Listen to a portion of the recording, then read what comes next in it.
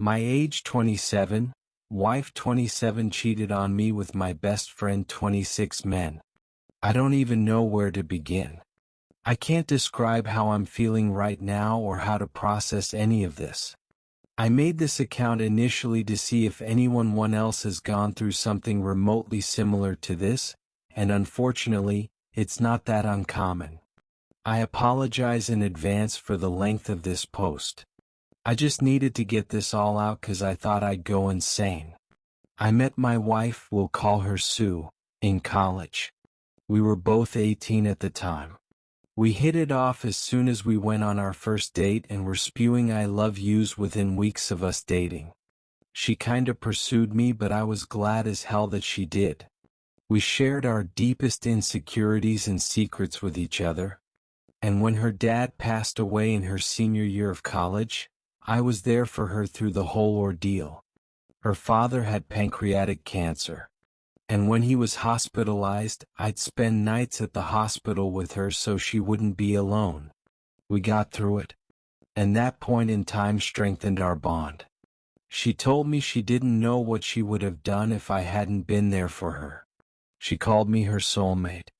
I knew I was going to marry this girl, and sure enough, I popped the question about 2 years after we graduated. At that point in time, life couldn't get any better for me. I married the girl of my dreams, had a well-paying job immediately after graduating, and both our families loved us. My best friend, we'll call him DAV, and I had what I could only describe as an unbreakable brotherly bond, or so I thought. We had known each other since 3rd grade, and he was the brother I never had. He was also married and moved away with his wife because she had landed a lucrative job at a big law firm. About a year ago, his wife died in a car crash, and this broke him. He moved back to our hometown after, but he was never the same. I tried to be there for him, but he wouldn't engage with anyone. No one understood the pain he was going through. So I asked my wife if she could talk to him, seeing as she had also lost a loved one and that maybe DAV could relate better with someone who went through something similar. Yes, I know now that this was a huge mistake. We'd pay him visits daily. She would spend hours on end at his place even without me there. They were going on hikes together, watching movies and not inviting me, grabbing lunch, all things couples do. Now obviously this was far more interaction than I had intended for them to have, and it did make me uncomfortable, but DAV was doing much better from it. It's important to say that DAV and Sue never liked each other before all this happened. This is because Sue always thought he was a douche. Before he married his wife, Dave was bouncing from relationship to relationship, and even after he got with his deceased wife, he constantly cheated on her. As a result, Sue had a particular dislike for him and always questioned how I could be friends with someone with such low morals. This disdain for Chris is also what made me oblivious to what was to come. As I mentioned, Sue and DAV became inseparable, to the point where she would invite him to things I had planned for us as a couple. Moreover, she started portraying characteristics of what I now know to be classic cheater behavior. Always on her phone, becoming increasingly distant, little to no intimacy, and coming home very late. At this point it was all too suspicious, and one day she was texting and I asked who she was talking to. She said it was one of her girlfriends, and when I asked to see what they were saying she became very irritated and called me possessive. When I talked to Dave about how uncomfortable their friendship was making me, he assured me nothing was up and even accused me of not trusting him and my own wife. I was getting gaslit. This continued until one day Sue went out again. She said she was going to her sister's for the weekend because she needed some space from me because I was driving her crazy with my accusations. I was still very suspicious and called her sister to confirm if she was indeed expecting Sue to visit. She confirmed that she was, but that Sue had not yet arrived. Mind you, she had left around 3 p.m. and her sister's place is about 4 hours away from where we live. It was now 10 p.m. Something in the back of my head told me to go to my friend's house, so I did. Sure enough, my wife's car is parked a couple of feet away from my friend's house. At this point it was clear as day as to what was going on, and I hate to admit it, but I cried. After a few minutes I decided to go in and see if this is really what was happening. I went in through the back door, which I knew would be open. I quietly made my way in and I could hear my wife moaning. I was shaking. When I made it to the door of his bedroom I could see through the creak. My wife bent over on his nightstand. I'll never get that image out of my head. I'm literally crying as I'm writing this down. I pushed the door wide open and they both froze, staring at me. It took every ounce of my being not to beat the living hell out of Dav. I just walked away and got into my car. I could hear them scrambling and my wife started screaming at me to stop and that she can explain. I didn't want to look at her. I don't know what I would have done, so I just drove away. I cried the entire drive home and they were both spamming me with calls. I went to one of my college friends and have been here the past week or so. I can't eat, I can't sleep, and I can think of anything else. I informed my work of what was going on and they were kind enough to give me time off. I've been getting phone calls from both Dav and Sue as well as both our families. I let my family know I was alright and would be back soon, but I haven't responded to anyone else ever since. This hurts so bad. I want to die. I want to be gone from this world, but I'm too much of a coward to do it myself. I'm trying to be strong, but my resolve is wavering. How can someone you loved so selflessly do this? I don't know what to do. I don't know what to make of that. There are many more of those kinds of emails, but I wanted to share that one because it left me confused. I definitely don't know the person I married. What do you guys make of it? As many of you guys suggested, as well as family and friends, I contacted a lawyer and met up with her yesterday. I gave her all the details and she seems to be very motivated to help me come out of this as financially whole as possible, given the circumstances. I still love my wife dearly, but I don't know if this is something I can get over. I received lots of messages from Dav too, but I don't want to read them. I often switch from sorrow to rage and don't know how to feel right now. Should I try to see if reconciliation is possible, or should I just end this marriage now and save myself more heartbreak? My family knows everything. Apparently Sue confessed what she had done to everyone. I've been away from everyone for more than 2 weeks now and I still don't know what to do. The pain still feels fresh. Every time I close my eyes I can see nothing else but Sue and Dave together, and the pain doesn't seem to be lessening. I know most of you are saying to just divorce, and I would say the same thing too, but things aren't that black and white when you are the one in this situation. Given all this new info, I'd appreciate any advice, particularly from people who've been here. Betrayed spouses and waywards, how did you manage to move past this? Is it even possible? Right now I'm almost certainly going to move on with the divorce, but I just need reassurance I'm making the right decision. I've read all your comments and felt I needed to add this. I was told by her as well as family and friends that she has been living with her sister the past few weeks. In one of her emails she explained that she has only spoken to Dav once since I found out and went full and see with him. Her mother called me and apologized for her daughter's behavior via text. I didn't pick up her calls. She said Sue is in individual counseling at the moment. In another one of her emails she said she was never going to leave me for Dav. She has feelings for him, but she doesn't love him. Dave is supposedly leaving soon, but is apparently holding it off until he speaks to me face to face. There's a lot of other stuff I haven't addressed and I'm probably leaving out some details, but some of my family and friends are saying I should just talk to her and move on from there. That's where I'm at now. So I took some time off of Reddit and other social media to reflect on my marriage and the steps I was going to take moving forward. I was getting lots of advice from the kind people on here as well as family and friends. However, I wasn't sure what I really wanted. A lot has happened since then, so this might be a novel. Bear with me. When I look back on the marriage, most of it was filled with little else but happy memories, which is why I was trying so hard to find a reason to stay. However, when I started thinking about her cheating, how she and Dave gaslit me and made me question my sanity, the only thing I felt was rage. The deeper I looked, the angrier I got. I will never forget how angry Sue would get when I questioned her on where she'd been when she came home late, or the disgusted look Dave gave me when I asked him, man to man, if there was anything going on between him and my wife. The cheating was bad enough, and even worse was that it was with my best friend. But the gaslighting. The fucking gaslighting. I will never get over it. Fair enough, I was played like the fool I was, but it takes a special kind of person to lie so effortlessly and so well. I don't know how they were able to flip the switch like that. I remember one night when she came home late, about 2 days before I found out, she was telling me how much she loved me and how horny she was when she was driving home thinking about me. Now I am almost certain she had come home from Dave's because she wasn't wearing any panties. She had sex with both of us back to back. I fucking kissed her. This whole situation made me feel like a wimp. How could I have let them walk all over me like that? I feel so emasculated. The more I reflected, the more I got the urge to head over to Dave's. But I couldn't.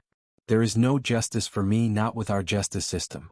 They get to torment me, assault me mentally, but if I retaliate, I'm the one who gets put in jail for who knows how long. I spoke with my lawyer about this and she urged me not to do anything stupid. Not only would I go to jail, but I would jeopardize my chances in the divorce proceedings.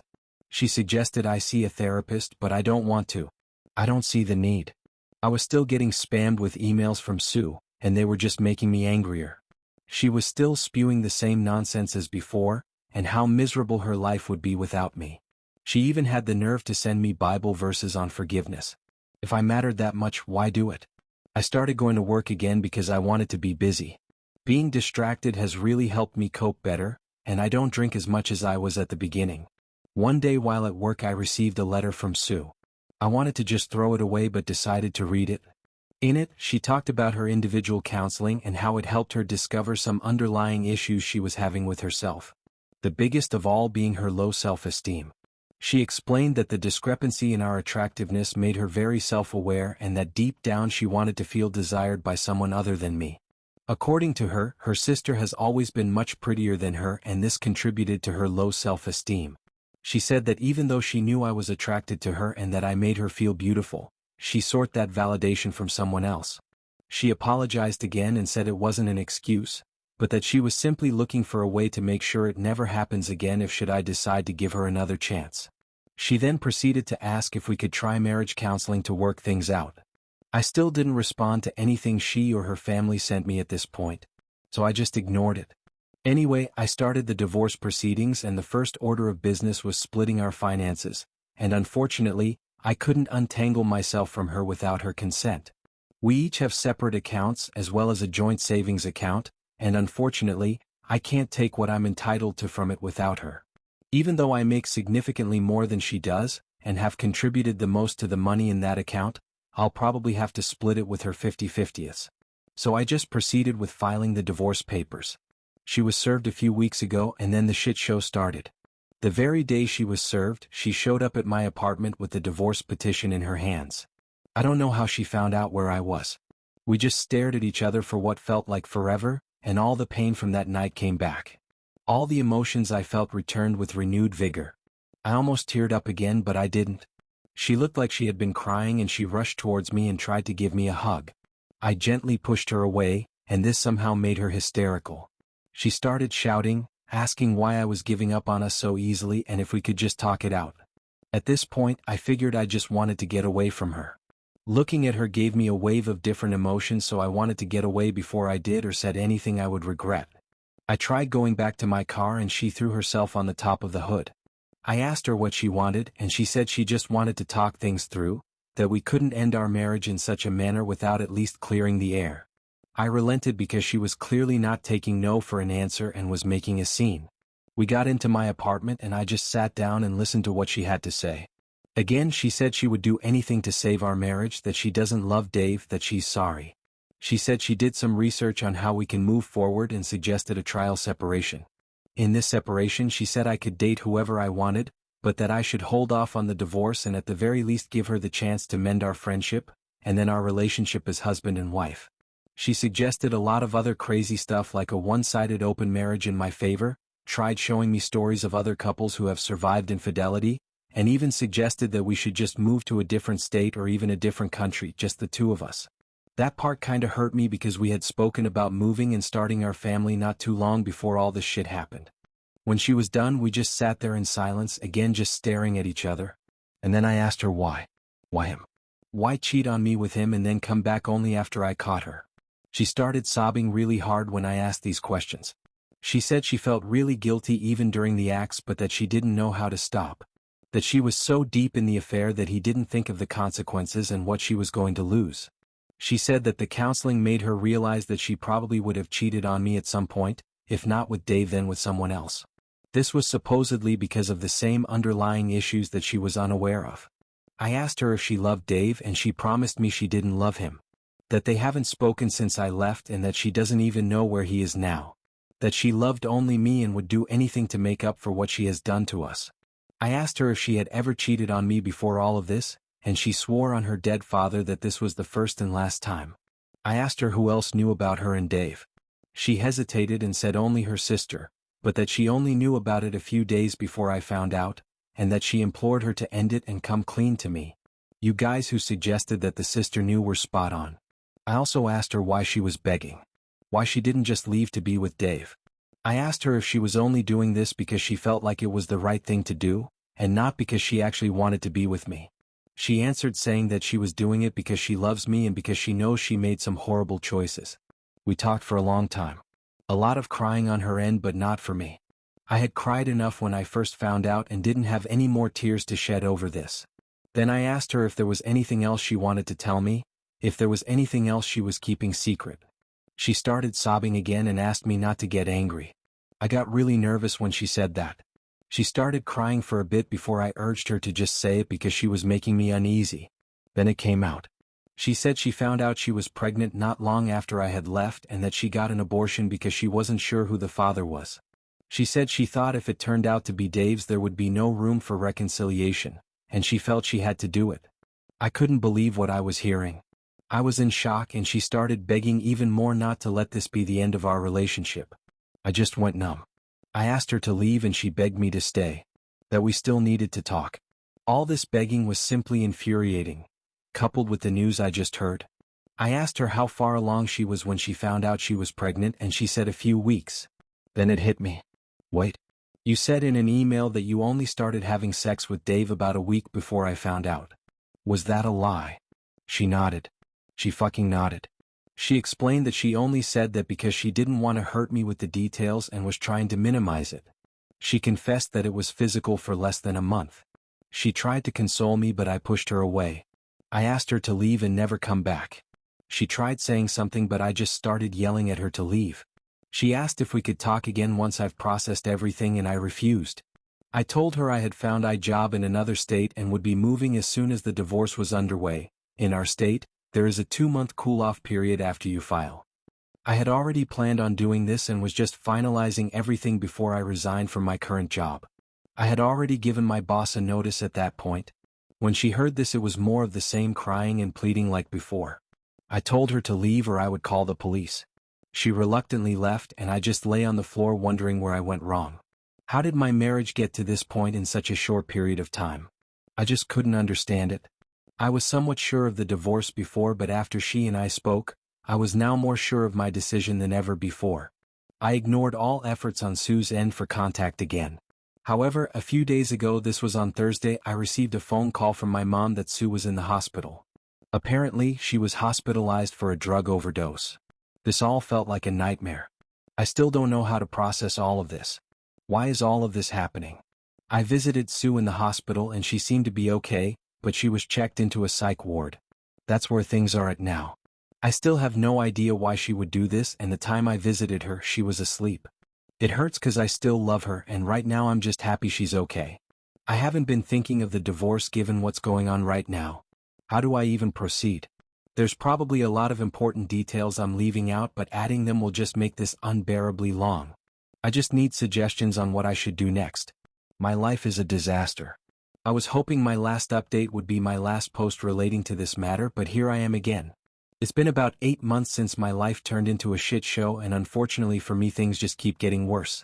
I'm not going to go into detail, but I hope I can give enough to get some constructive feedback from you on here. You've been far more helpful than you know. The last time I posted, Sue was in a pretty bad mental state, and fortunately she got better after some therapy. I felt really bad for her, but I knew I couldn't stay. I know a lot of people have made it through this kind of stuff, but I know myself. Had I stayed, I'd only be doing myself and her more harm than good. I'll never get over it and will probably harbor some resentment even a couple of years from now. We agreed to divorce, but she wanted us to remain in contact even if it was just minimal. The divorce process was pretty smooth and we got divorced about a month ago. I moved to the West Coast to start anew and things were finally starting to look good for me. But then I got a phone call about Sue again from her sister. And long story short, Sue suffered from a stroke.